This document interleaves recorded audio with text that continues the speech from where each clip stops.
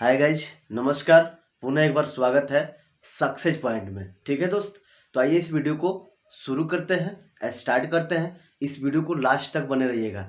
ये आपका जो वीडियो होगा सबसे इंटरेस्टेड वीडियो होगा, सबसे इंटरेस्टेड वीडियो यूपी बोर्ड और बिहार बोर्ड के लिए सबसे इंटरेस्टेड वीडियो। जो भी बच्चे अगर वीक हैं किस में, केमिस्ट्री में, क्योंकि बच्चे ज़्यादातर वीक होते हैं केमिस्ट्री में। उनको ये पता नहीं होता है कि सी का मतलब क्या होता है, एच का मतलब क्या होता है। हाई स्कूल में भी आ जाते हैं हम लोग, दर दर की भटकते हैं, दर दर की चोट खाते हैं। क्लियर दोस्त? लेकिन हमें ये नहीं पता होता है कि केमिस्ट्री में हम लोग समीकरण कैसे लिखते हैं, कैसे समीकरण को संतुलित करते हैं, रासायनिक समीकरण क्या है, संतुलित समीकरण क्या है। तो ये इसी वीडियो को हम लोग लास्ट तक बने रहेंगे। हमें क्लियर मालूम हो जाएगा कि हमें समीकरण को कैसे बनाना है। Clear rights? तो ये इस वीडियो को स्टार्ट करते हैं और शुरू करते हैं। सबसे पहले कि हमें ये क्लियर होना चाहिए कि केमिस्ट्री को हिंदी में क्या बोलते हैं। केमिस्ट्री को हिंदी में क्या बोलते हैं, अर्थात केमिस्ट्री का भी स्पेलिंग तो पता होना चाहिए। तो CHEMISTRY केमिस्ट्री। कुछ लोग बोलते हैं केमिस्ट्री, बट क्या पढ़ते हैं हम लोग? केमिस्ट्री। क्या पढ़ते हैं दोस्त? केमिस्ट्री। अर्थात केमिस्ट्री को हिंदी में हम लोग बोलते हैं रसायन विज्ञान। क्या बोलते हैं दोस्त? रसायन विज्ञान।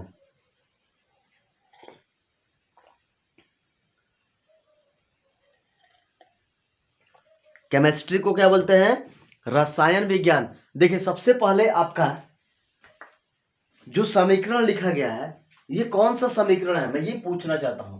फर्स्ट नंबर ऑप्शन हमने रखा ए, ऑप्शन बी और ऑप्शन सी और ऑप्शन डी। डी के बाद क्या होता है? ऑप्शन ई, और ई के बाद option F. Clear? Option F. A B C D E F, F तक है।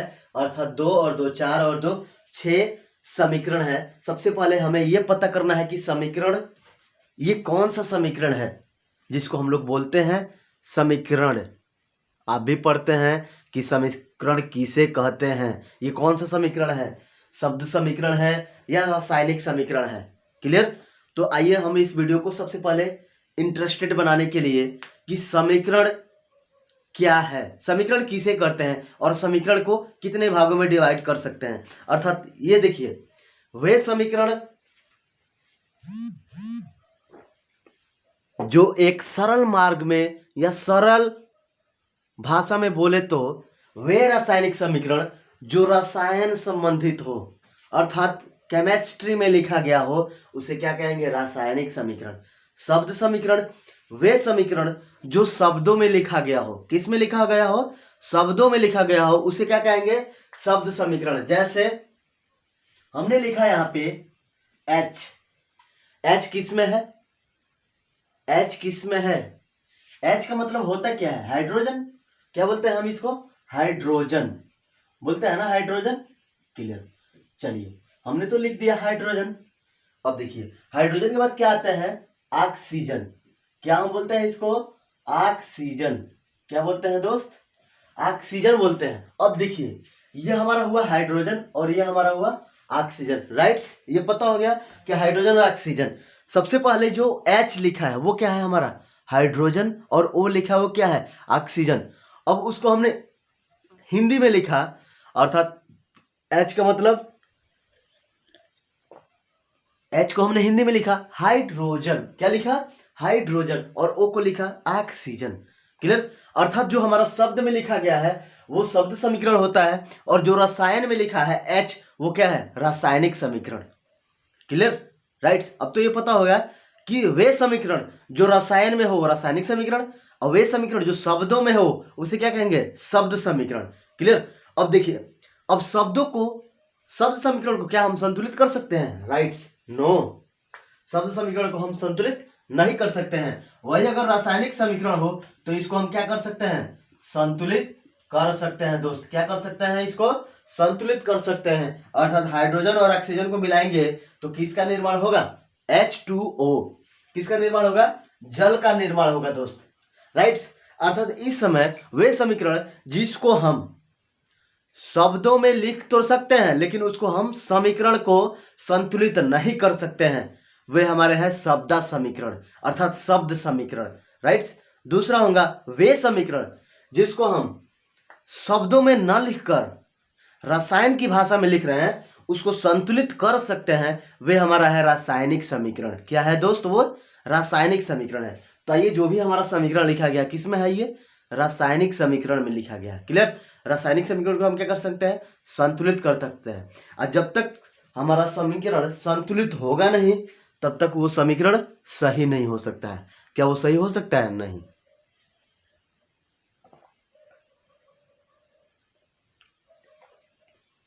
तो सबसे पहले हमें क्या करना पड़ेगा? समीकरण को संतुलित करना पड़ेगा। आइए देखते हैं वीडियो को। सबसे पहले आपका जो भी क्लास लेवल हो, हाई स्कूल हो, 9th हो या 8th हो या 7th हो या 6th हो, मैं सबसे ज़्यादा फोकस ये करता हूँ कि आप अगर 6th क्लास में है, आपका बच्चा हो अगर 6th क्लास में हो, आपका या बच्ची हो 6th क्लास में हो, या खुद आप अगर 6th 7th 8th और 9th 10th क्लास में अगर पढ़ रहे हो, तो आप सबसे पहले फोकस कीजिएगा केमिस्ट्री के जो भी आपका संकेत है। क्लियर?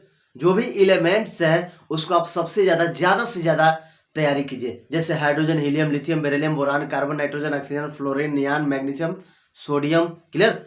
ये आपको सबसे पहले याद होना चाहिए। एक बार और सुनेंगे। Hydrogen, helium, lithium, beryllium, boron, carbon, nitrogen, oxygen, fluorine, neon, sodium, magnesium, chlorine, cobalt. ठीक है? ये आपको सबसे पहले अच्छी तरह से याद होना चाहिए। अर्थात हाइड्रोजन को हमने H से निरूपित किया, हीलियम को He से निरूपित किया, लिथियम को Li से निरूपित किया, सोडियम को Na से निरूपित किया, नाइट्रोजन को N से निरूपित किया, O से ऑक्सीजन को निरूपित किया। अर्थात ये हमें क्लियर याद होना चाहिए। जब तक हमें ये याद नहीं होगा, तब तक हम एक भी सूत्र या समीकरण बना नहीं सकते हैं, न लिख सकते हैं, न पढ़ सकते हैं। तो इस वीडियो को इंटरेस्टेड बनाने के लिए सबसे पहले आपको एलिमेंट याद होना चाहिए। सबसे पहले आपको क्या याद होना चाहिए? एलिमेंट्स याद होना चाहिए, तत्व याद होना चाहिए, उसके तत्वों का संकेत याद होना चाहिए। तभी आप समीकरण को लिख सकते हैं, बना सकते हैं और संतुलित कर सकते हैं। राइट्स? अर्थात आइए इस वीडियो को देखते हैं। सबसे पहले है Zn लिखा है। Zn का मतलब क्या होता है? जिंक। Zn का मतलब जिंक। और Cu का मतलब होता है कापर और Cl का मतलब क्लोरीन। अर्थात जिंक को जब कापर क्लोराइड के साथ क्रिया कराते हैं तो क्या बनता है? एक बार और सुनेंगे। इस वीडियो को नोट्स अगर बना रहे हैं तो सबसे बेनिफिट होगा आपको। जब जिंक को कॉपर क्लोराइड्स के साथ क्रिया कराते हैं तो क्या बनता है? क्लियर? सबसे पहले देखेंगे, जिंक जो है किसके साथ क्रिया करेगा?